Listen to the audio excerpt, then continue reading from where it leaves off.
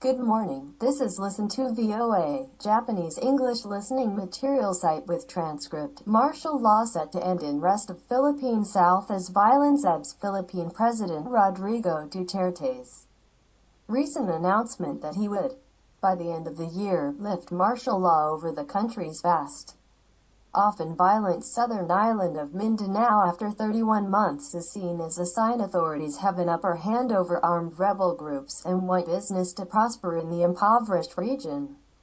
Martial law has been in place over Mindanao and surrounding seas since 2017. Foreign embassies still advise against travel on Mindanao, where foreign tourists are occasionally kidnapped and beheaded. But lifting martial law would follow a period of relative calm over the island and respond to calls to improve Mindanao's reputation among investors and tourists, analysts say. After 3 years, the nature and extent of terrorist activities changed, said Henelito Sevilla, Assistant International Relations Professor at University of the Philippines in Metro Manila. The peace and order situation in Mindanao is relatively restored due to the massive campaign of the government forces in the past 3 years, he said. Martial law lost political and economic appeal this year, particularly among local leaders who want more economic development, according to Sevilla. The mayor and city council in the city of Davao, which is seldom hit by rebels, voiced opposition earlier this year to martial law after several ambassadors said the law raises costs of doing business. It's business that's actually asking for it, Ramon Casabal, executive director at the Metro Manila-based advocacy group Institute for Political and Electoral Reform, said.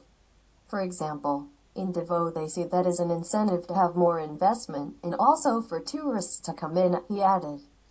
Poverty dominates much of Mindanao because of lack of investment in the key sectors of tourism, farming and mining.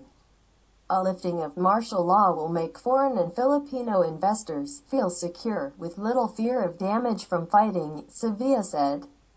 It might also prompt foreign embassies to cancel travel advisories and draw foreign tourists. The government's Board of Investment said registered investments in Mindanao totaled $1.86 billion as of April, but mostly because of government-approved projects. The government may keep a heavy troop presence in specific danger zones, multiple Philippine media outlets say.